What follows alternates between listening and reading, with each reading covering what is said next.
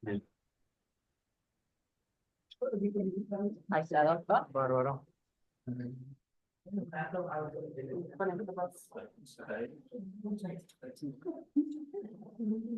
Bueno, buenas tardes. Bienvenidos a todos a la primera clase presencial después del acto inaugural. Hoy estamos con el doctor Matías Mayoras, que es jefe de medicina de servicio de medicina nuclear del hospital privado y que les va a hablar de técnicas de diagnóstico en enfermedad coronaria, ¿m? Entre ellos ergometría y perfusión mecánica. Perfecto. Bueno, muchas gracias. La de acá sí.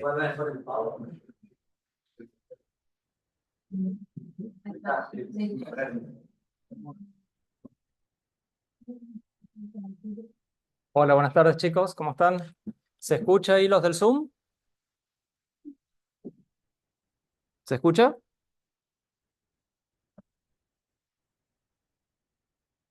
Ok.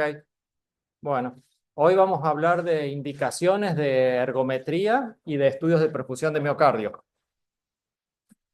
Es un tema medio aburrido porque... Ay,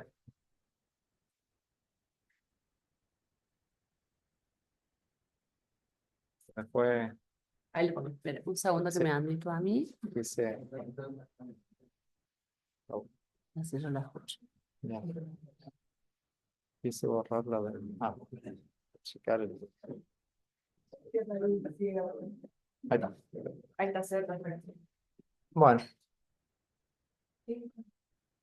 Bueno, dentro de los estudios de evaluación de la circulación coronaria, tenemos métodos que son invasivos y métodos no invasivos, que siempre tienen que ser un complemento de la historia clínica.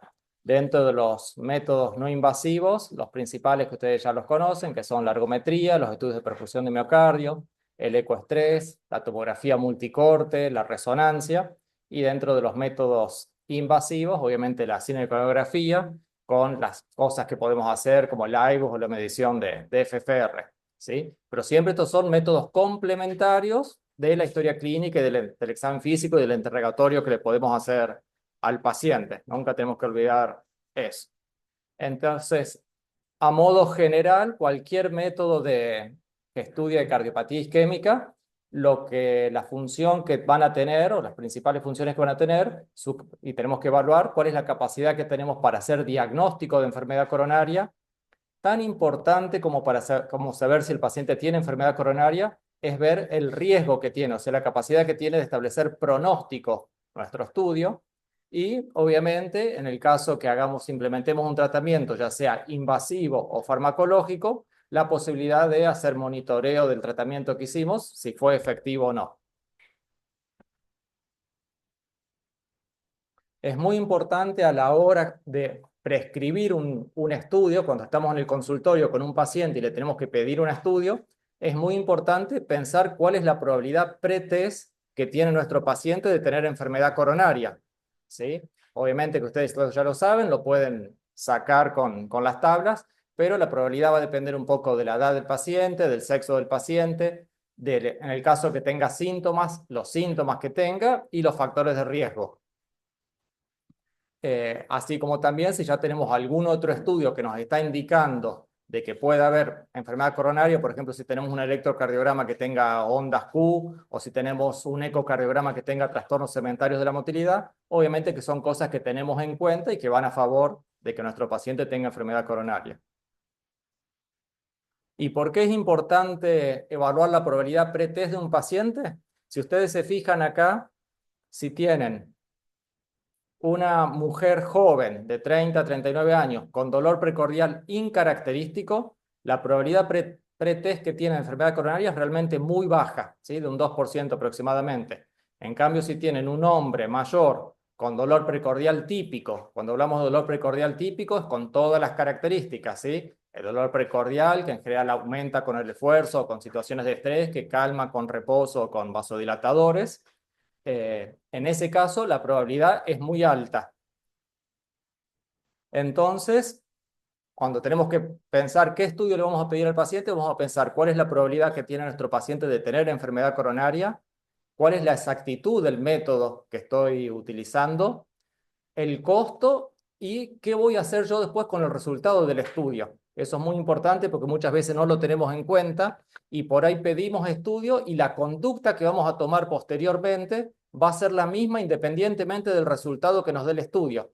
Si ustedes tienen un paciente en el consultorio que tiene un dolor precordial súper característico, que tiene un montón de factores de riesgo y le piden una ergometría, así le dé positivo o negativa, probablemente si es la finalidad diagnóstica la que tienen, no les cambie porque van a tener que seguir avanzando con los estudios sí o sí. Si le da positiva, porque dio positiva, y si dio negativa, porque la clínica me dice de que este es coronario y con la ergometría no tiene muy buena sensibilidad, ¿sí? Entonces, pensar qué voy a hacer con el resultado.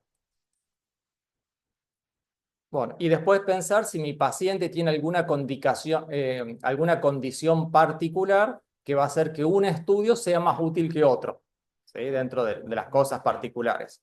Entonces, una cosa que podemos pensar nosotros primero es evaluar si queremos localizar o no, supongamos que tenemos un paciente que tenemos alta sospecha que tenga enfermedad coronaria, si nos interesa localizar el territorio isquémico o no, o en un paciente que ya tenga disfunción ventricular izquierda, que tenga infarto previo, que tengamos que hacerle una revascularización probablemente, que tengamos que decidir si tiene viabilidad o no.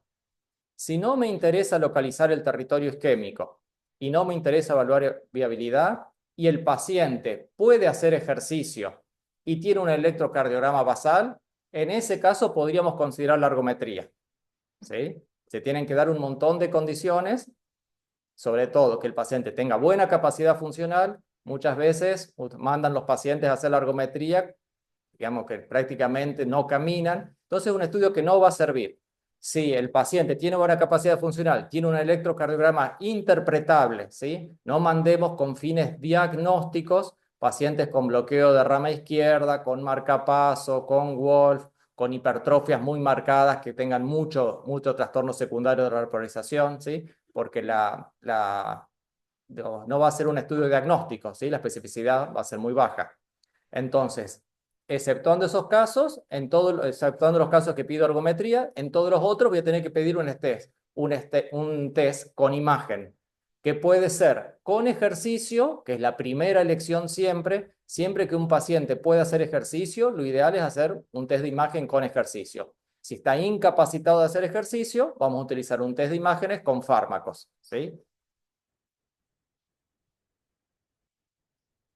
Y viendo algunas cositas de la ergometría, como nos toca dar las indicaciones hoy, bueno, ustedes si se fijan en las guías están bien detalladas. Yo acá le puse algunas cositas de ergometría, básicamente de las guías, y después, como para no hacerlo tan aburrido, un poquito complementé con un poco de qué son los estudios de perfusión de miocardio.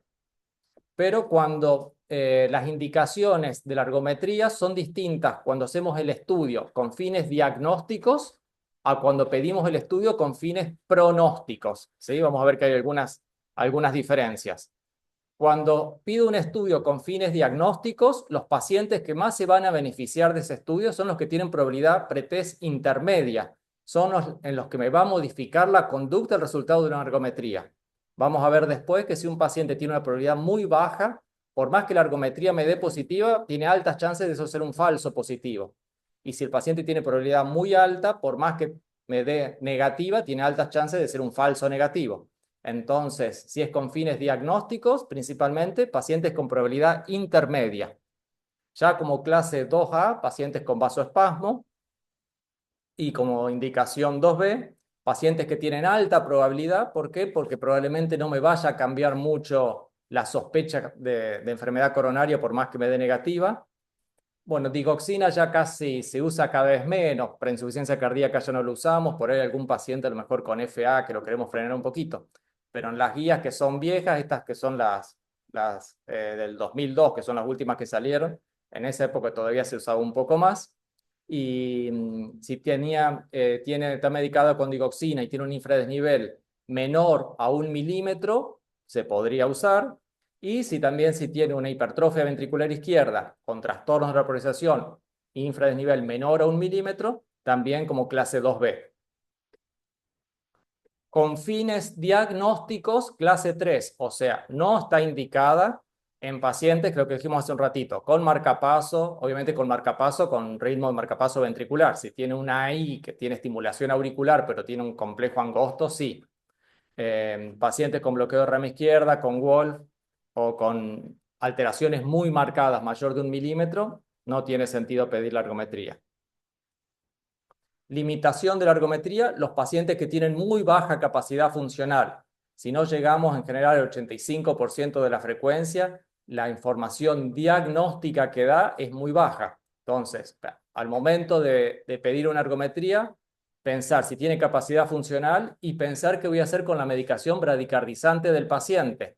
A lo mejor vienen muchos pacientes que está bien pedida la ergometría, tiene buena capacidad funcional, y lo mandaron con dosis alta de bisoprolol y el paciente por más que pedalee o por más que haga cinta, la frecuencia no le va a subir.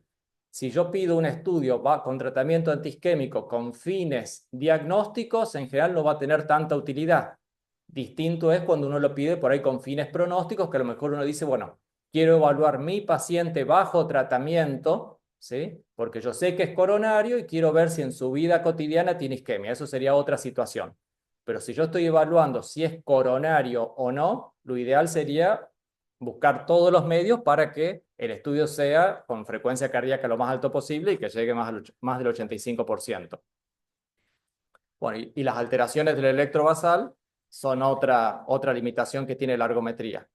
En este cuadro, acá tenemos la probabilidad pretest que tiene un paciente de tener enfermedad coronaria y acá tenemos la probabilidad post-test después de tener la ergometría. Fíjense en que un paciente que tiene probabilidad pretest muy bajita, por más que la ergometría le dé positiva, la probabilidad post-test sigue siendo muy baja. Lo más probable que si le dio positiva, que sea un falso positivo. Por el contrario, un paciente que tiene alta probabilidad pretest, si bien sube la probabilidad con una ergometría positiva, igualmente sigue siendo alta, ¿sí? O sea que para fines diagnósticos, en los que más se modifica, mientras más ancha sea la diferencia entre el pretest y pretest, es que más información me está dando el estudio. Y fíjense en que en quien más altos son los pacientes que tienen probabilidad intermedia, ¿sí? Esto es lo mismo que decíamos recién, esto es puesto en números.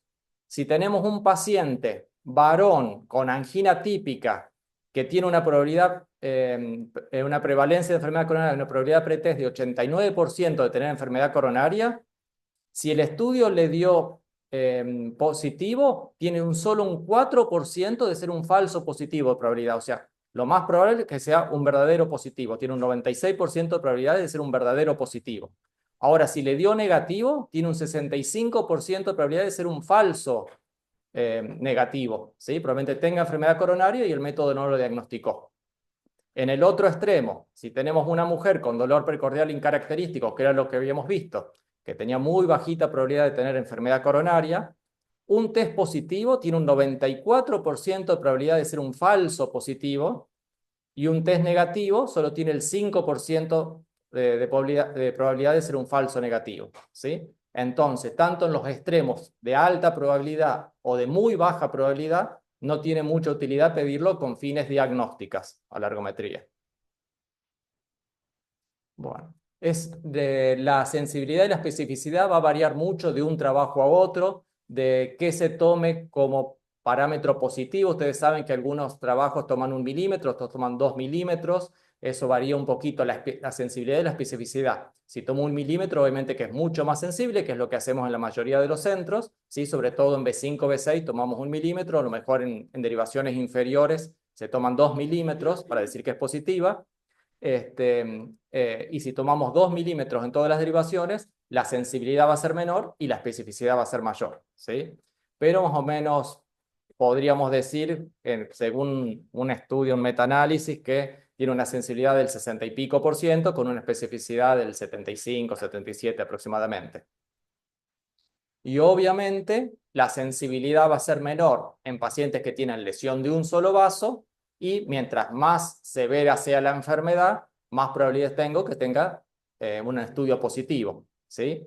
Entonces, si bien la sensibilidad de la ergometría no es tan alta, uno tiene que ver la sensibilidad para hacer diagnóstico, pero también la información pronóstica que me da, ¿sí? O sea que si yo tengo un paciente coronario que me dio negativo, probablemente no sea de tan alto riesgo y me puedo quedar a lo mejor relativamente tranquilo, ¿sí? Sobre todo si hizo un buen nivel de esfuerzo, que aunque fuera coronario, probablemente no tiene tan mal pronóstico, ¿sí?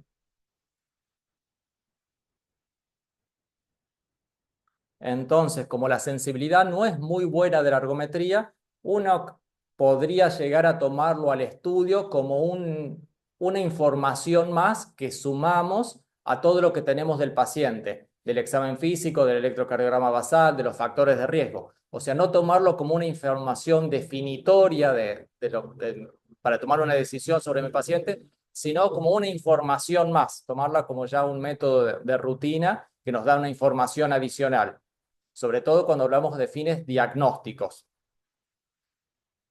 Y con fines pronósticos, cuando hacemos la ergometría en cinta, podemos usar el score de Duke, que nos da información sobre la probabilidad que tiene el paciente de tener eventos coronarios, nos va a estratificar a nuestro paciente en riesgo bajo, intermedio o alto, y este score de Duke se saca haciendo el tiempo de ejercicio en minutos menos multiplicar 5 por el infradesnivel máximo en milímetros menos 4 por el índice de angina, siendo que 0 no tuvo angina, 1 tuvo angina no limitante y 2 angina limitante al ejercicio. Mientras menor sea el valor que tengo, más riesgo tiene el paciente. Entonces, si tengo un valor de 5 o más, es un paciente de bajo riesgo. Si es un valor de entre 4 y menos 10, riesgo intermedio. Y un valor entre menos 10 o menos, es de alto riesgo, ¿sí? ¿Por qué es esto? Porque mientras más, en general, hay ciertas variables que nos hablan del riesgo del paciente. Aunque no lo pongamos en la tabla, uno lo puede sacar, digamos, mientras que está haciendo el estudio. Si tuvo un infradesnivel muy marcado, de muchos milímetros, si ese infradesnivel fue en múltiples derivaciones, si en la recuperación demoró muchos minutos, ni hablar si hizo supradesnivel del ST. ¿Alguien sabe qué implica que haga un supradesnivel del ST? Una localiza la isquemia, ¿sí? Si ustedes tienen un infradesnivel en B5, B6, no quiere decir que el paciente tenga una isquemia lateral, ¿sí? El infradesnivel no localiza el territorio isquémico. El supradesnivel sí. Si ustedes tienen un supradesnivel en B5, B6, tiene una isquemia lateral. Si tiene un supradesnivel en B1, B2, B3, tendrá una isquemia septoapical. Si tiene un supradesnivel en cara inferior, tiene una isquemia inferior, ¿sí? Y cuando tenemos supradesnivel es porque la isquemia es transmural, ¿sí? A diferencia del infradesnivel que nos está hablando que tenemos una isquemia subendocárdica. O sea, el grado de severidad de la isquemia es mucho mayor cuando tenemos supra, obviamente. Bueno, y según acá podemos diferenciar los pacientes según el score de Duke, y fíjense en cómo se diferencia la sobrevida a 5 años entre los pacientes de bajo o moderado riesgo y los pacientes de alto riesgo, ¿sí? Entonces, si bien la ergometría por ahí no es tan útil para hacer diagnóstico de enfermedad coronaria, sí, a mi modo de ver, es más útil como para estratificar riesgo, ¿sí? Bueno, esto es lo que dijimos recién. ¿Cuáles serían las variables que se asocian a peor pronóstico en una ergometría?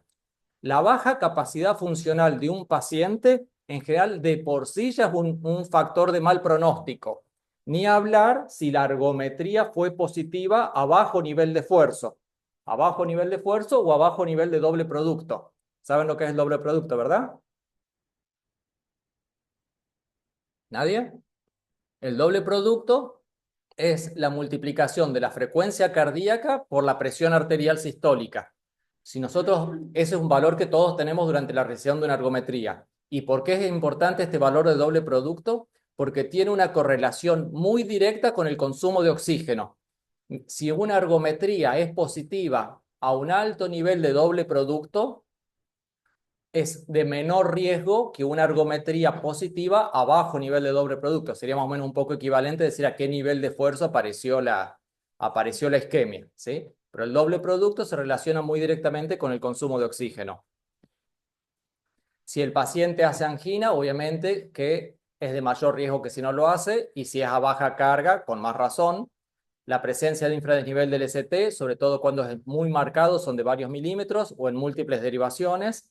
La presencia de supradesnivel del ST, la curva tensional plana o la caída de presión arterial durante el ejercicio, ese es un signo de muy mal pronóstico, o la presencia de arritmia ventricular compleja. Esas en general son variables asociadas a peor pronóstico. Y ahora vamos a ver, cuando hablamos de la ergometría, las indicaciones con fines pronósticos, vamos a ver que es un poquito diferente a lo que habíamos dicho que cuando era con fines diagnósticos, ya que con fines pronósticos lo podemos usar como evaluación inicial de un paciente o cuando un paciente cambia los síntomas.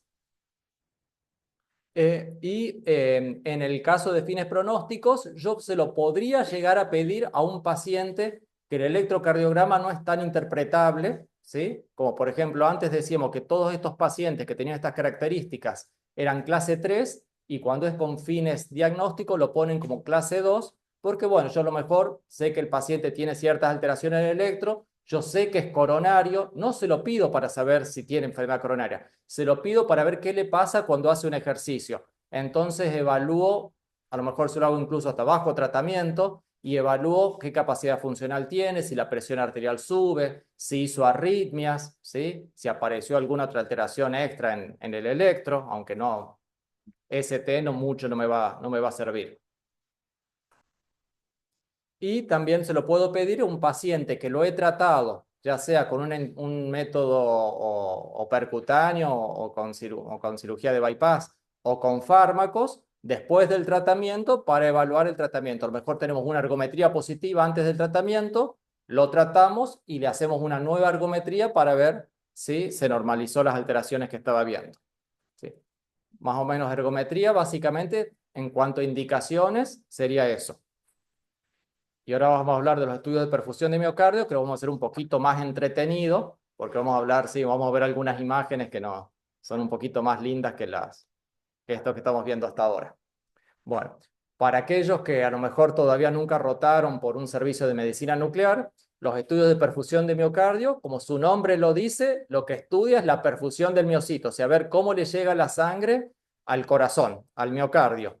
Y para esto nos valemos de este estudio que tiene dos etapas, una etapa de estrés y una etapa de reposo. La etapa de estrés, por favor, siempre que el paciente pueda hacer ejercicio, lo piden con ejercicio, ¿sí?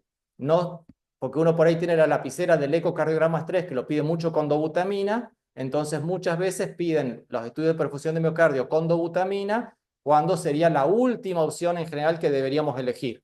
Si el paciente tiene buena capacidad funcional, tiene un electrocardiograma interpretable, ejercicio. En mi caso, o sea, si uno lee las guías de estudios de perfusión de miocardio, dice que el bloqueo de rama izquierda, las guías que le hacen los americanos, ellos le hacen con fármaco, le hacen vasodilatadores, ¿sí? Yo en mi caso particular, le prefiero hacer el ejercicio porque obtengo toda la información de la ergometría y son pocas las veces que realmente el bloqueo de rama izquierda me provoca un artefacto en la imagen tan diferente con el estrés que con el reposo que me confunda. Realmente son pocas las veces. Así que yo en mi caso particular prefiero seguir pidiendo, aunque tenga bloqueo de rama izquierda, les pido con ejercicio. Bueno, entonces, si vamos a pedir el estudio, siempre con ejercicio. Si el paciente no puede hacer ejercicio o tiene una contraindicación para hacer una ergometría, vamos a usar vasodilatadores. ¿Qué se usa en Argentina? El dipiridamol, ¿sí? Que es un inhibidor de la recaptación de adenosina, o sea, produce vasodilatación porque la adenosina endógena que uno pasa, sintetiza y que queda en la sinapsis, queda más tiempo ahí, no se recapta y produce la vasodilatación, ¿sí?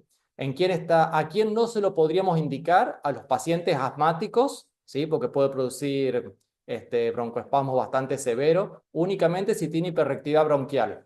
Si es EPOC, pero no es asmático, sí se puede, ¿sí? Si tienen una espirometría de un paciente que no tenga hiperreactividad bronquial y tiene defecto restrictivo, sí se puede, ¿sí? Únicamente en hiperreactividad bronquial. No deberían pedírselo a un paciente que tenga un bloqueo AB de segundo grado, obviamente de tercero tampoco. Si tiene bloqueo de rama, sí, únicamente bloqueo AB avanzado. Y o habitualmente, si nosotros nos llega un paciente a hacer el estudio que está muy hipotenso, si tuviera menos, o sea, muy hipotenso y sobre todo que no sea su presión habitual y que esté medio sintomático, menos de 90, uno lo duda. A veces al estrés con dipridamol lo hacemos con un poquito de ejercicio, lo hacemos nosotros en el hospital, al menos hacemos con bicicleta los estudios, lo sentamos en la bicicleta, le ponemos a baja carga, ¿sí? A lo mejor una sola carguita, y lo hacemos que pedalee mientras que le hacemos el vasodilatador. De esa forma, por un lado, evitamos que se hipotense, porque al hacer ejercicio aumentamos el retorno venoso y eso hace que la presión no baje tanto. Y por otro lado, el ejercicio produce vasoconstricción esplácnica, entonces cuando vamos a tomar la imagen de perfusión, tenemos mejor calidad de imagen. Cuando le hacemos un estudio a un paciente que está acostado, lo que inyectamos, si bien tiene más, que es Sestamibi se llama lo que inyectamos, unido a tecnesio, si bien tiene más afinidad por el corazón, se distribuye en todo el cuerpo. Cuando tenemos mucha actividad digestiva porque el paciente no hizo ejercicio, no hay vasoconstricción esplácnica por el ejercicio, en general la calidad de la imagen puede ser mala. Entonces, a veces, si puede hacer un poquito de ejercicio, hacemos un poquito de ejercicio y el dipridamol. Si no puede hacer ejercicio, tiene contraindicado dipridamol, última opción la dobutamina. ¿Sí? Bueno, y cuando tomamos las imágenes de perfusión, entonces, como para los que nunca vieron a lo mejor cómo se hace un estudio, llega el paciente, obviamente que uno lo interroga, se ve toda la medicación, todo lo que hacemos siempre con todos los pacientes. En nuestro caso particular, empezamos con la etapa de estrés. Le hacemos la ergometría, en el momento del máximo esfuerzo, le inyectamos el radioisótopo, que es tecnesio unido a Sestamibi. El Sestamibi se une a la mitocondria del miocito y queda fijo ahí, ¿sí? O sea, inyectamos, el paciente sigue pedaleando 1 minuto para darle tiempo a que lo inyectamos, llegue por lo menos que haga mínimo un pasaje y lo capte el miocito. Terminamos de hacer la recuperación. Puede ser que el paciente pase inmediatamente a que tomemos las imágenes o puede ser que la tomemos 1 hora después. Eso que inyectamos se fijó en el miocito y de ahí no se mueve, ¿sí? Distinto es cuando hace muchos años trabajábamos con talio, que el talio tenía un fenómeno que se llama de redistribución. No creo que ustedes nunca hayan escuchado el talio, pues son todos chicos, pero bueno, a lo mejor si tienen a alguien grande que les dice, no, si hay que tomar la imagen inmediatamente, es porque antes, cuando hacíamos con talio, el talio entraba y salía permanentemente de la célula y ni bien terminaba el paciente la ergometría, tenía que ir directo a la cámara gamma, porque si no el estudio a medida que iban pasando los minutos iba como normalizando, porque iba entrando y saliendo el talio por un mecanismo era como un análogo del potasio. Entonces por la bomba sodio-potasio iba entrando y saliendo. El MIBI no tenemos problema, podemos tomar la imagen más tarde y sigue siendo la misma imagen. Cuando tomamos la imagen de perfusión, que ahora vamos a ver algunos ejemplos, lo que vamos a ver son si hay o no hipocaptaciones, o sea, áreas que capten menos. Si hay un territorio que reciba menos irrigación porque la arteria tiene algún grado de obstrucción, ese territorio capta menos material radioactivo, entonces en la imagen la vamos a ver como una hipocaptación. Y a esas hipocaptaciones las vamos a clasificar según el color en leves, moderadas o severas, ¿sí? Hay una escala de color que dice este color es normal, este color es ausencia de captación y entre medio tengo todo un rango de colores, ¿sí? La escala de color puede variar de un centro a otro, no es que hay una escala única, no es como las radiografías que se ven en todos lados en blanco y negro. Acá en medicina nuclear puede variar de un centro a otro. Si bien en general hay 2 o 3 que son las que más se usan, pero puede variar. Y según si está muy cerquita de la normalidad, vamos a decir que es una hipocaptación leve. Si está más o menos en el medio, moderada. Y si está más cerca de ausencia de captación, severa. ¿En qué se relaciona el grado del color que veo? En general con el grado de la estenosis de la arteria. Mientras más severa sea la estenosis, en general menos radioactivo va a llegar al territorio ese, entonces más severa va a ser la hipocaptación, ¿sí? No confundir con el tamaño de la captación, ¿sí? Que puede ser pequeña, mediana o extensa, según sea menor del 10% del ventrículo izquierdo, que es pequeña, entre el 10%, que es mediana, o más del dije 10%, menor del 10, entre el 10 y el 20, y más del 20 que es extensa, ¿sí? ¿En qué se relaciona el tamaño? En general con la localización de la placa, ¿sí? Mientras más proximal sea la obstrucción, mientras más grande sea el vaso, más extensa va a ser la hipocaptación, ¿sí? Si yo tenga ocluida una DA distal ya atrás apical, a lo mejor tenga una hipocaptación severa, porque la arteria está ocluida, pero pequeña, ¿sí?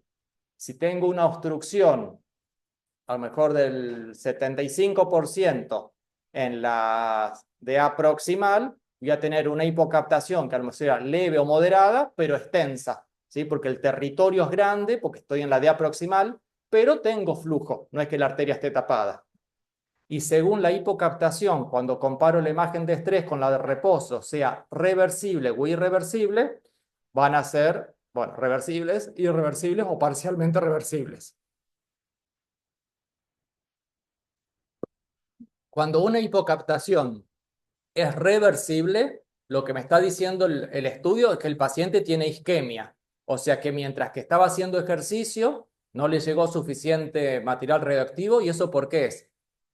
Los pacientes que tienen obstrucciones coronarias tienen agotada lo que se llama la reserva coronaria, ¿sí? La arteria tiene un diámetro en reposo y tiene un flujo, y cuando uno o sea, la reserva coronaria, que es la diferencia de flujo entre el reposo y una situación de máxima hiperemia, ¿sí? La arteria que ya está obstruida, la parte que quedó sin obstruir, ya está dilatada en general. La arteria se dilata incluso en reposo para tratar de dejar pasar la mayor cantidad de flujo posible. Entonces, cuando yo le hago un estudio a un paciente que tiene una arteria obstruida, las arterias sanas se dilatan. Esta arteria pobre que estaba obstruida ya estaba dilatada, incluso en reposo, no se puede dilatar más, entonces la sangre se va toda hacia los territorios sanos, ¿sí? Entonces, si yo veo una hipocaptación que en estrés aparece y se normaliza en reposo, es una hipocaptación reversible y me está hablando de isquemia. Si la hipocaptación aparece igual en estrés y en reposo, es que ya tenemos necrosis. Ustedes, como saben, el tejido necrótico es un tejido fibroso. Como no es un tejido viable, no puede captar el radioactivo. Por más que la arteria esté permeable, a lo mejor le pusieron un stent y la arteria quedó permeable, ese tejido está necrótico, ya no me va a captar el radioactivo. O puede ser que capte digamos, una hipocaptación mayor en estrés que en reposo, que sea parcialmente reversible. Me está diciendo que en ese paciente tengo en el mismo territorio necrosis con área de isquemia, que habitualmente le decimos perinecrótica.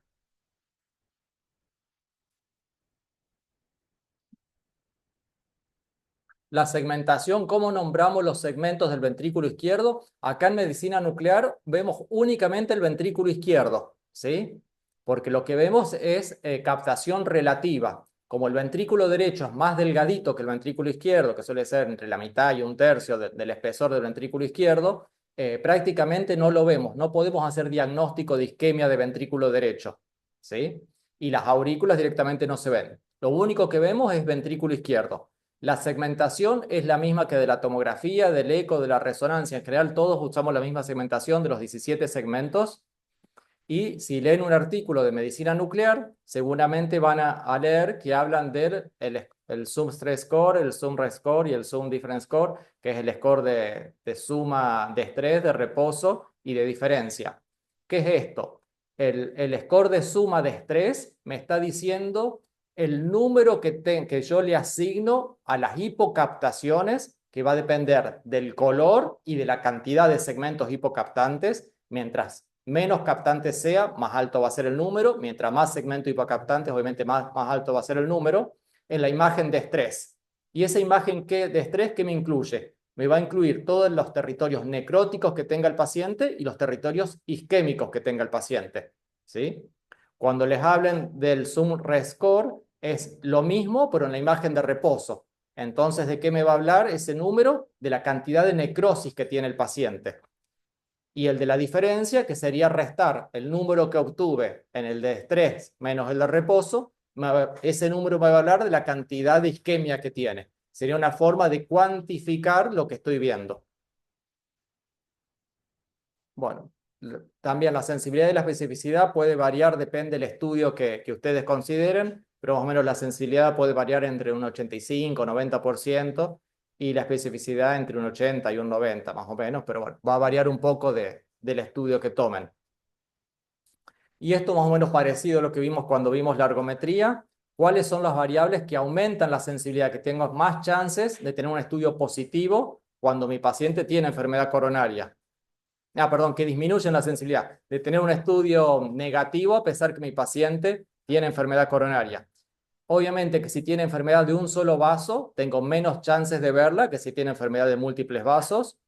Si las obstrucciones son de ramas pequeñas o de una arteria de las principales, pero muy distal, el territorio va a ser mucho más chiquito y tengo menos probabilidad de verla. Si las lesiones son intermedias, ¿sí? Una lesión del 50% es muy difícil de ver, ¿sí? Mientras mayor sea el porcentaje de obstrucción, obviamente tengo más probabilidad de ver la hipocaptación. Si hice un estudio que no fue suficiente, ustedes muchas veces ven, a lo mejor reciben estudios que mandaron a hacer y le dice el paciente no tiene isquemia y cuando ven a la frecuencia que lo inyectaron, le inyectaron a 100 por minuto. Realmente para tener isquemia 100 por minuto uno tiene que tener una obstrucción crítica, o sea, es raro demostrar isquemia 100 por minuto, ¿sí? Entonces, o ustedes pidieron mal el estudio, no lo mandaron en las condiciones adecuadas, o el que le hizo el estudio no se los hizo bien, ¿sí? Nosotros, por ejemplo, si un paciente, empezamos la ergometría, nosotros cuando le damos la preparación tanto para el ejercicio, como para que la haga con ejercicio, o para hacerla con fármacos.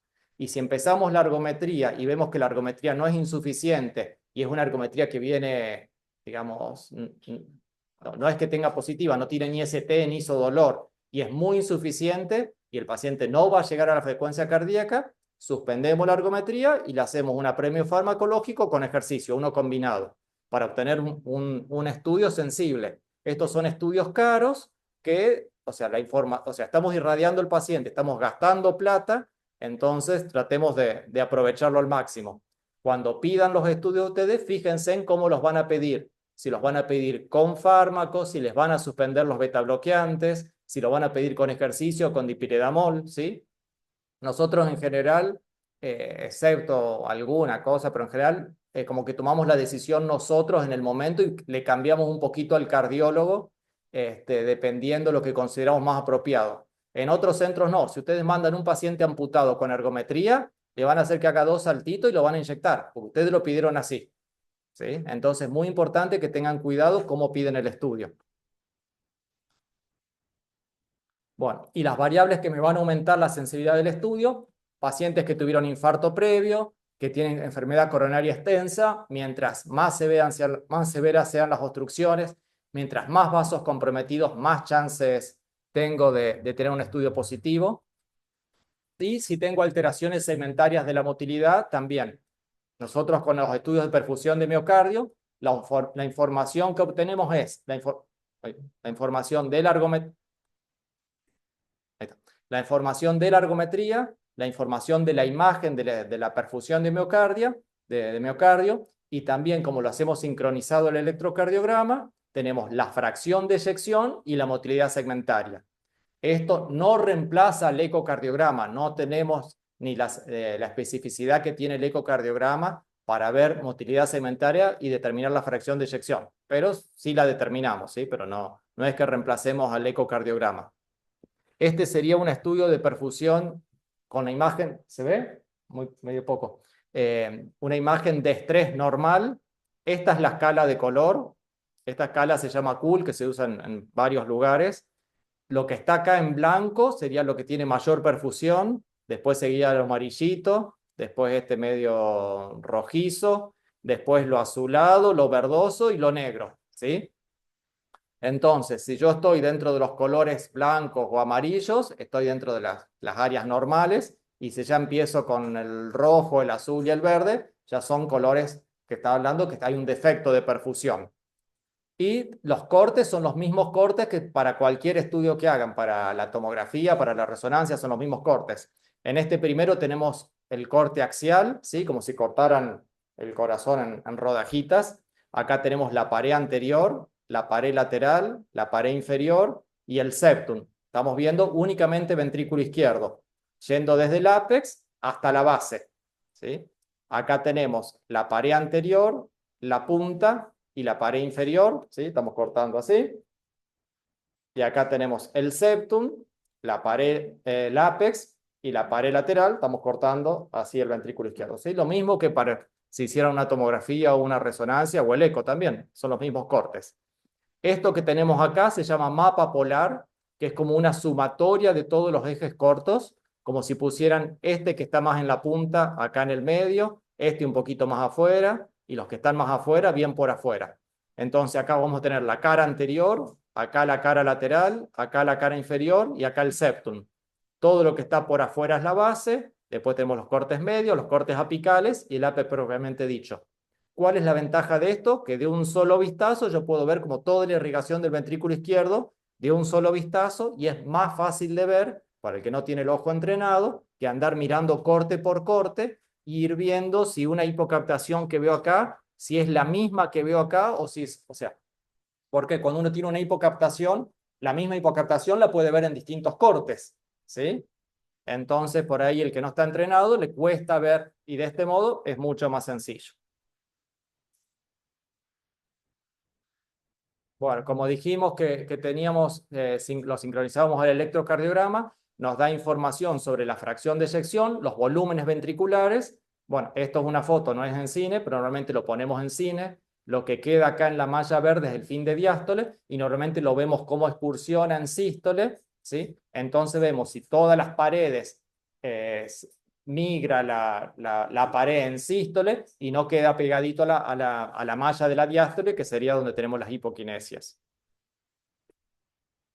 Bueno, hay un metaanálisis que ya es muy viejo, pero es el caballito de batalla de los médicos nucleares de hace muchos años, en que con este metaanálisis se demostró que si uno tiene un estudio de perfusión de miocardio normal, cuando uno hablamos del estudio de perfusión de miocardio normal, hablamos que tiene ergometría normal, que tiene perfusión normal y fracción de eyección normal, es un paciente de bajo riesgo y la tasa de eventos anuales es menor al 1%, ¿sí?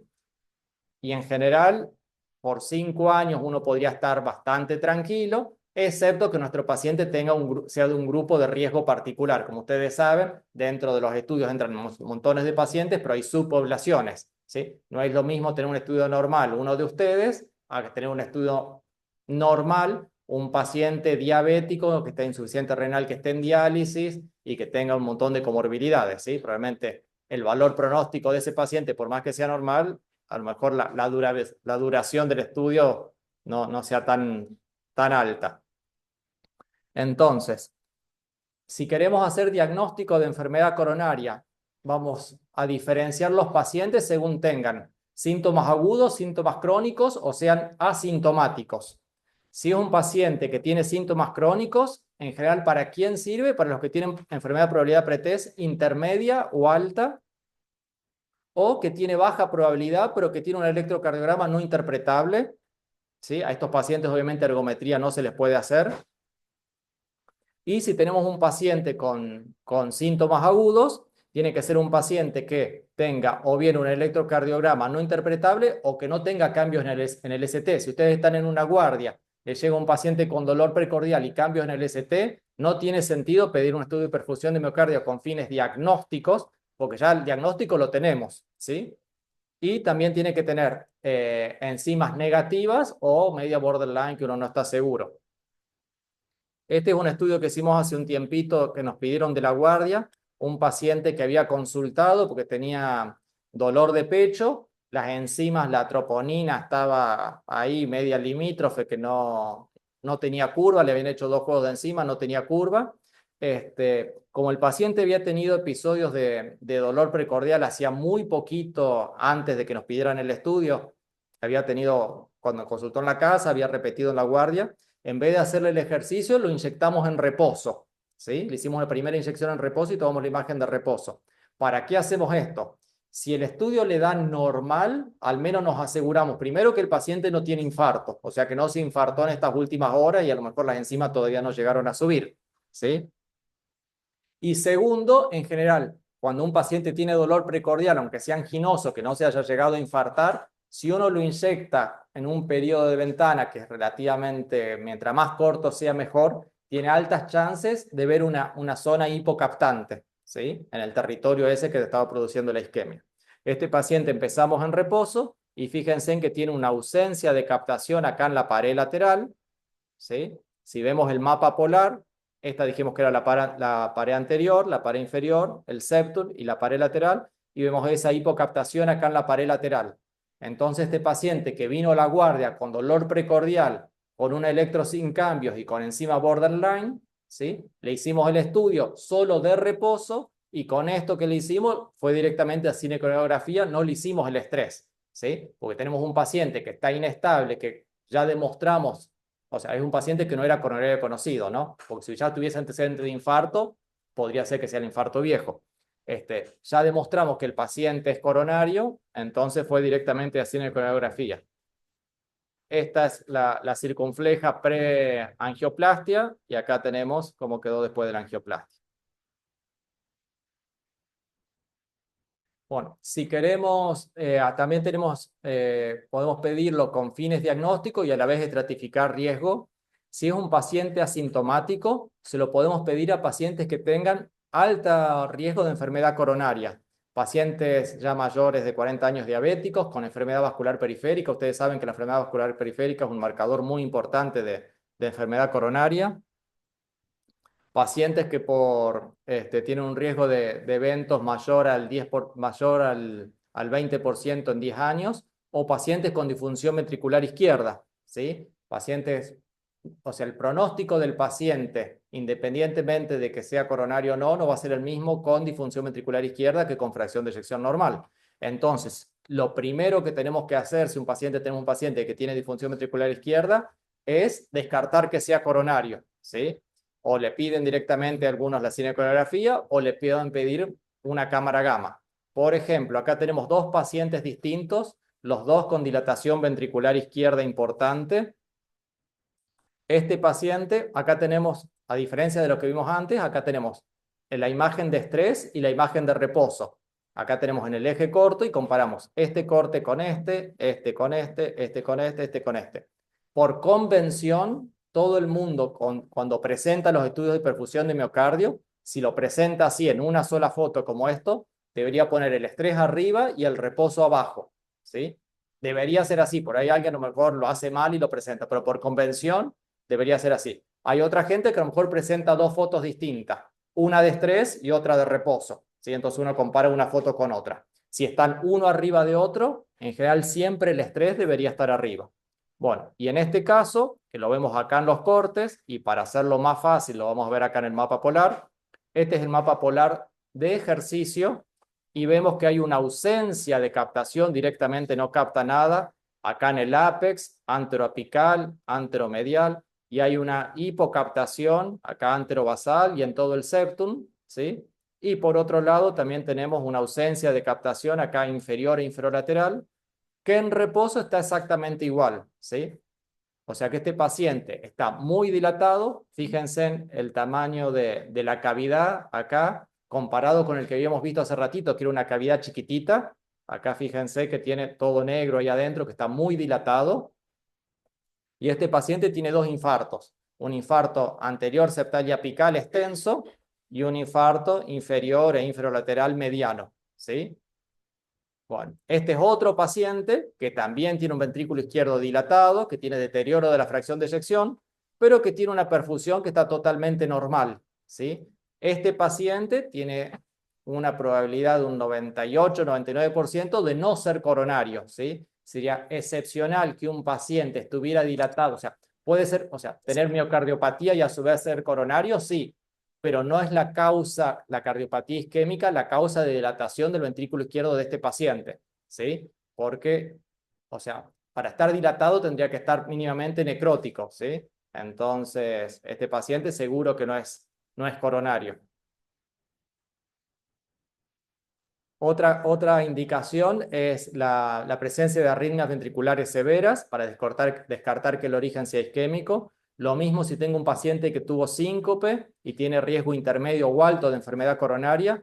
Como ustedes saben, las causas de síncope muy frecuentes son las taquicardias ventriculares o las taquiarritmias, ¿sí? O un paciente que tiene troponina elevada sin otra evidencia de síndrome coronario agudo, entonces ahí se podría pedir.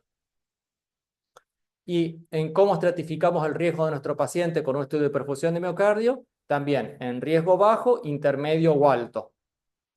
Y cuando vemos el informe que nos manda el médico nuclear, lo que vamos a buscar nosotros son los criterios de severidad en general para estratificar el riesgo de nuestro paciente. ¿Quién va a ser los pacientes que sean graves? Los que tienen un defecto extenso de más del 20% de la masa del ventrículo izquierdo, los que tienen defectos en más de un territorio, ¿sí? Los que tienen dilatación ventricular, ya sea transitoria o permanente. Ahora vamos a ver después de qué se trata la dilatación ventricular transitoria. Esto sería dilatación ventricular permanente, que esté tanto en estrés como en reposo. Ahora vamos a ver de qué se trata la dilatación ventricular transitoria del VI. Que tenga deterioro de la fracción de eyección o aumento de la captación pulmonar del radioisótopo durante el ejercicio. Nosotros dijimos que le inyectábamos el radioisótopo mientras que pedaleaba al máximo esfuerzo y después le tomamos la imagen con la cámara gamma. Si con la cámara gamma le tomamos una imagen, aparte de la que hacemos estas que se llaman SPECT, ustedes cuando piden, muchas veces le piden pedirle un SPECT de miocardio. SPECT son estas imágenes que van girando, que hacemos con la cámara gamma. Si en vez de hacer la imagen girar, antes le tomamos una imagen planar anterior, o sea, ponemos el equipo acá quietito y le hacemos como si fuera una radiografía al paciente. Y vemos qué pasa con los pulmones de ese paciente, si captó el radioactivo o no. Fíjense en que este paciente los pulmones prácticamente no se ven, en cambio en este se ve mucho, ¿sí? Este paciente, ¿qué le pasó? Mientras que le inyectamos el radioactivo, tuvo un aumento de las presiones de fin de diástole del ventrículo izquierdo, ¿sí? Eso provocó congestión pulmonar, trasudado, no es que esté en edema agudo de pulmón, pero sí está con congestión pulmonar el paciente. Y eso es un criterio de severidad. Cuando les informen que tiene captación pulmonar aumentada, es criterio de severidad.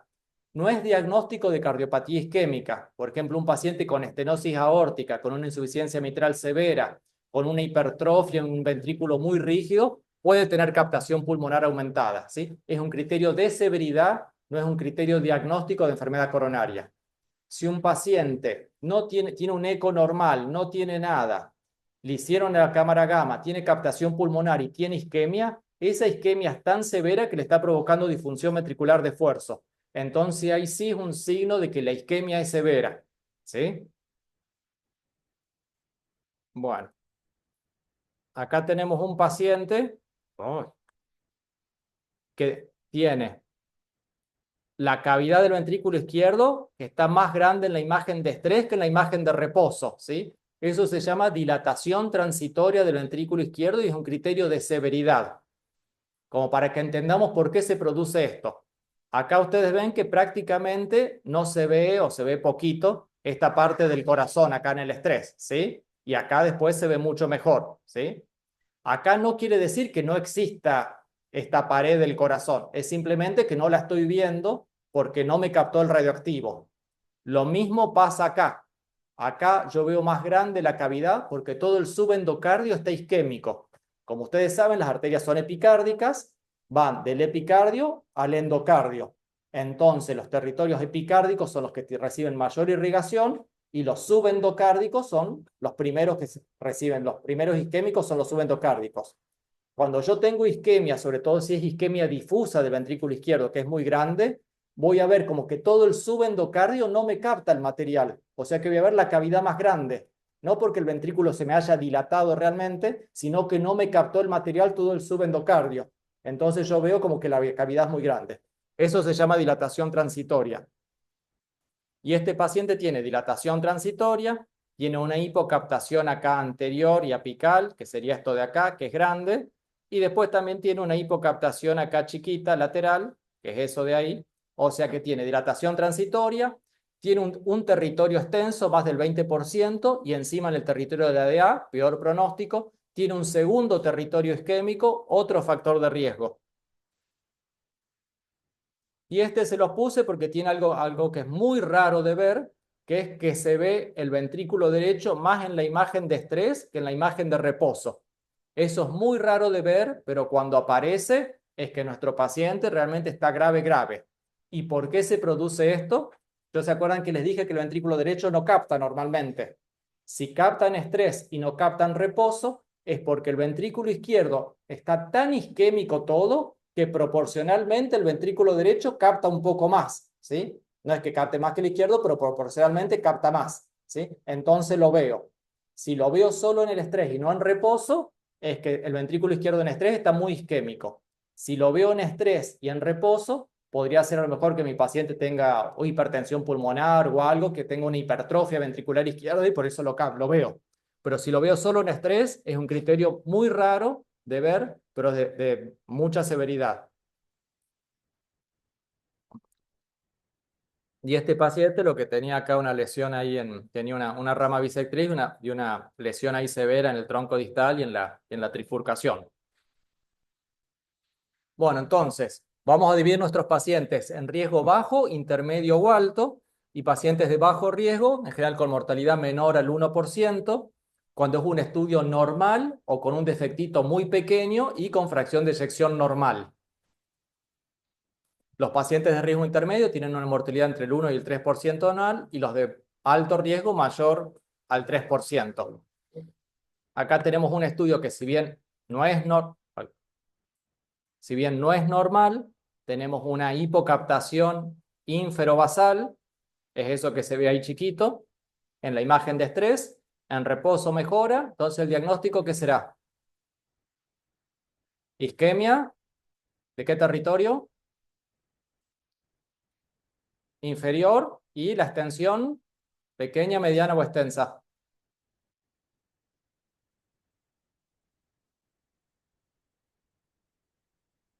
Comparado con los otros que hemos visto. Pequeña, o sea, un paciente que no es normal, es coronario, ¿sí?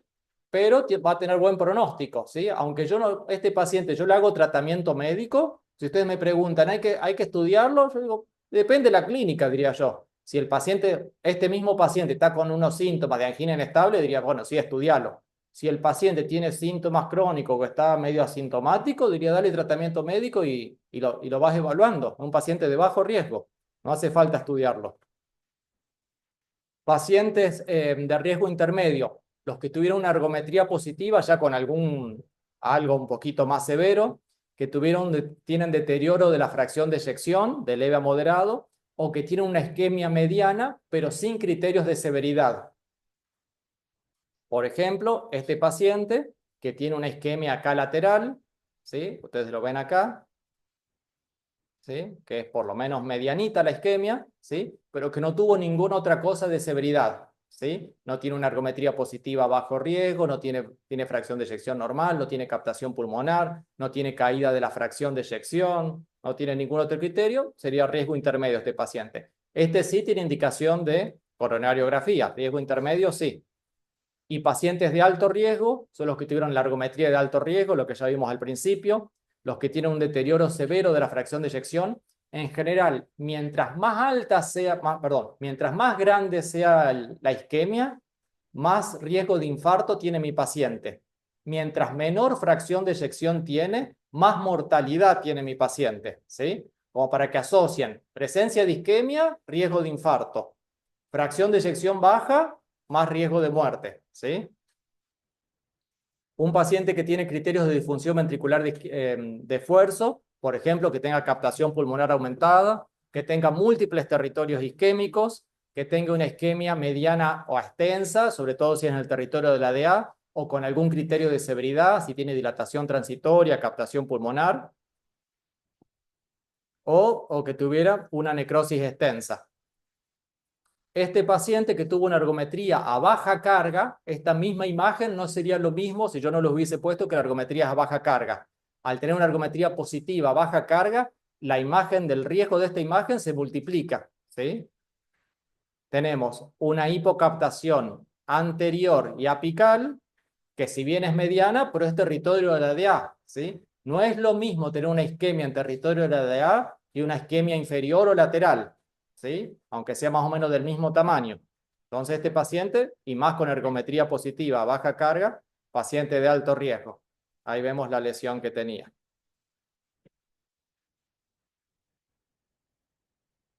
Bueno, y si ya no con fines diagnósticos, sino con fines de estratificar riesgo, le podríamos pedir a nuestros pacientes que tienen estudios previos borderline o discordantes, aparición de nuevos síntomas o síntomas progresivos en pacientes que yo ya sé que son coronarios y los tengo que reestratificar, o que tenían una cámara gamma o un ecoestrés anormal, son coronarios, pero cambió la clínica del paciente y yo lo tengo que reestratificar para ver si apareció un nuevo vaso enfermo ahora.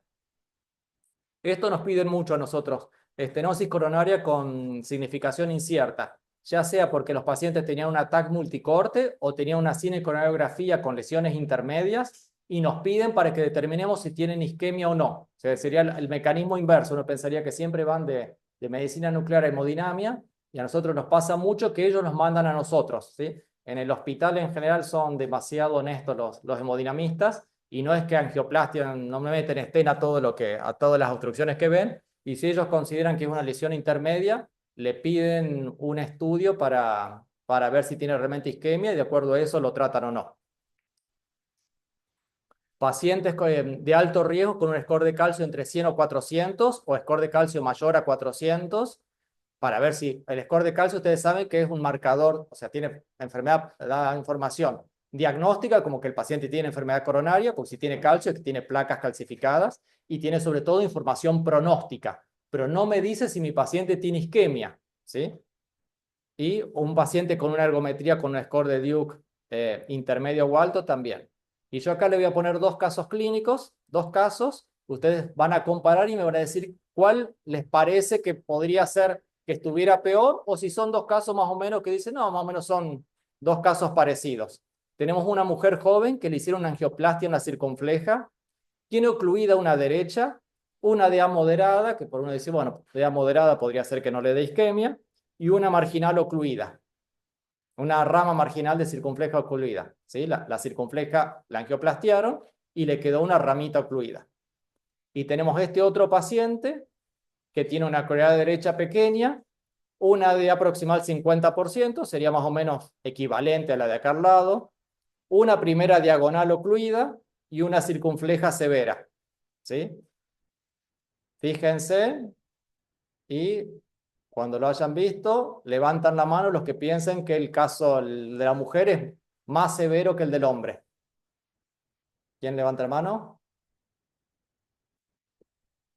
Vamos, no hay respuestas correctas ni incorrectas. ¿Nadie? ¿Uno? ¿Uno solo?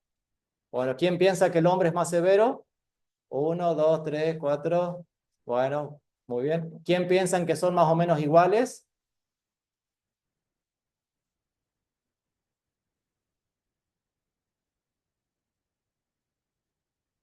Bueno, vamos a ver qué pasó con estos dos pacientes.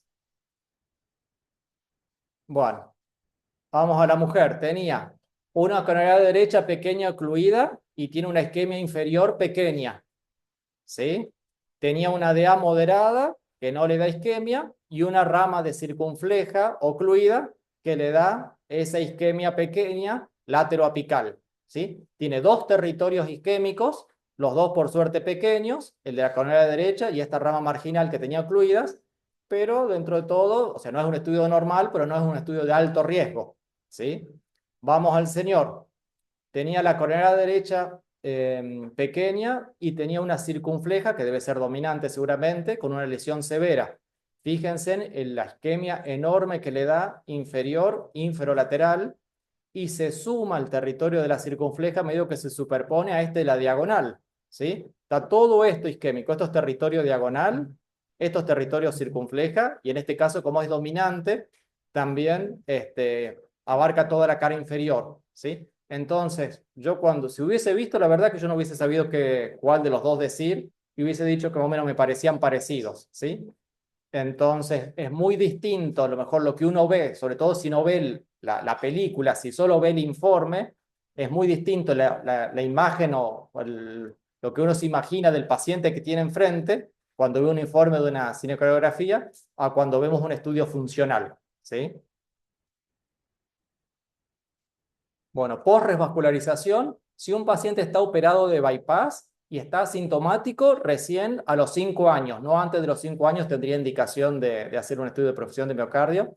Y sí, si la revascularización fue incompleta, ¿sí? Si quedaron vasos sin revascularizar, a lo mejor uno sí le pide un estudio para ver a lo mejor si hay posibilidad de hacerle algo por catéter a ese paciente en el vaso que no se revascularizó.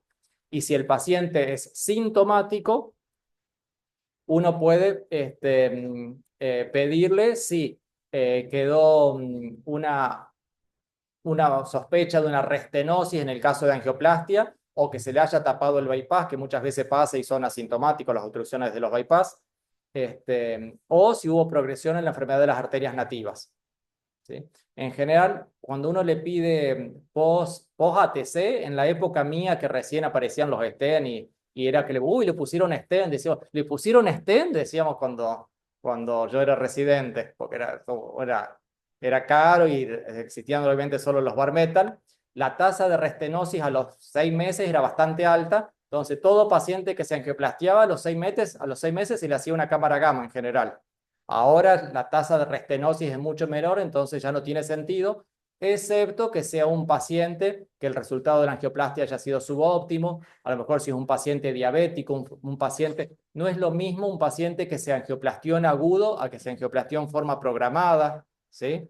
Que un paciente que haya tenido múltiples vasos. Entonces ahí evaluamos un poquito más de los pacientes. Justo es esta. Si tiene deterioro de la fracción de eyección, si tiene antecedentes de muerte súbita, si tiene una ocupación de alto riesgo también, si es piloto, chofer de colectivo, algo de eso que exponga la vida de otras personas, en esos casos a lo mejor también uno le puede pedir post-ATC, aunque no esté indicado taxativamente. Este es un paciente que le habíamos hecho, que estaba con síntomas, le hicimos el estudio y ¿qué se ve acá? ¿Tiene alguna hipocaptación? Sí. ¿En qué territorio? Inferior, perfecto. ¿Es reversible o irreversible? Perfecto, muy bien, queda un poquitito. Ínferobasal queda un poquitito, ¿sí? La cara inferior del corazón en los hombres muchas veces no se, o sea, es como que siempre tenemos un poco hipocaptante porque ahí el diafragma se interpone entre el corazón y el equipo y nos da lo que se llama una atenuación diafragmática. Bueno, este paciente que tenía esta isquemia inferior, lo estudiaron, tenía dos vasos, una DA distal y tenía una coronaria derecha, le angioplastiaron la coronaria derecha y al poquito tiempo repite dolor y le hacemos el estudio y lo que aparece ahora es en el ápex, una hipocaptación chiquitita en el ápex, ¿sí? O sea, el territorio que antes estaba isquémico, ahora está bien, o sea, la angioplastia fue exitosa. Y el territorio que antes no se veía, apareció ahora. Muchas veces puede pasar eso, que como lo que vemos nosotros es relativo, si tiene una obstrucción muy severa en un vaso y otra menos severa, hay veces puede pasar que veamos únicamente el territorio que produce mayor compromiso. En este caso, al ya haber solucionado el problema de la coronaria derecha, que era el más severo, acá no veíamos isquemia apical, o si se veía era mínima, o sea, la verdad que no hubiésemos hecho diagnóstico con esa cosita.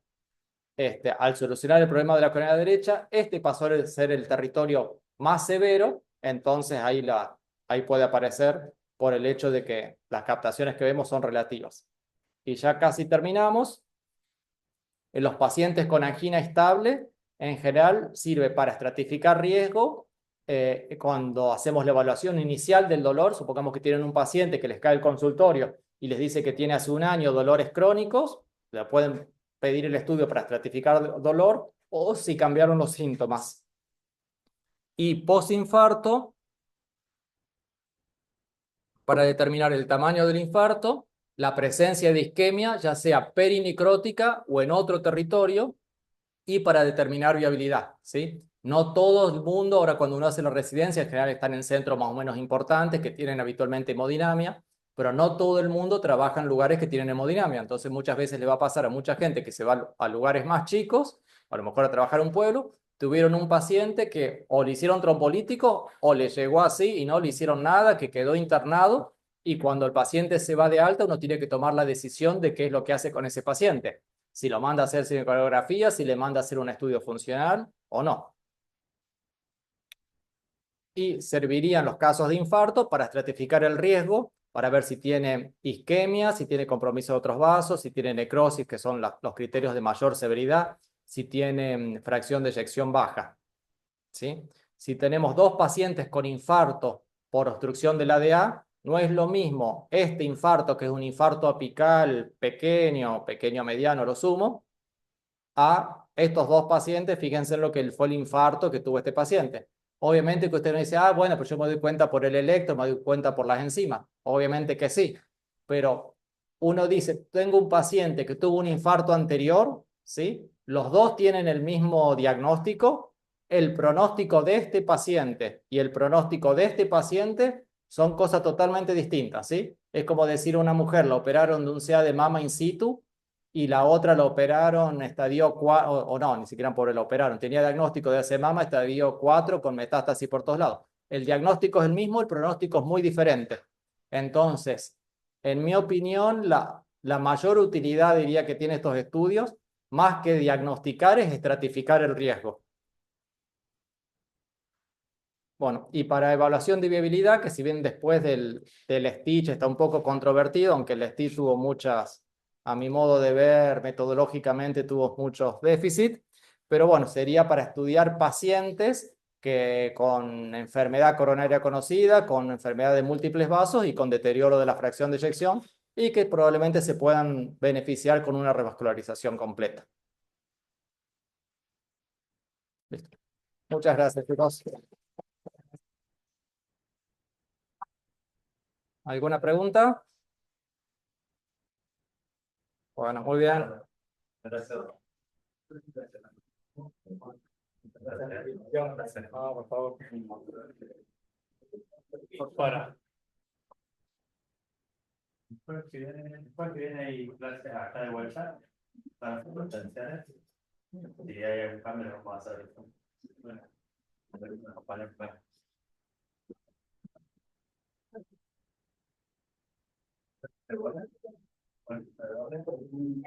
arroz.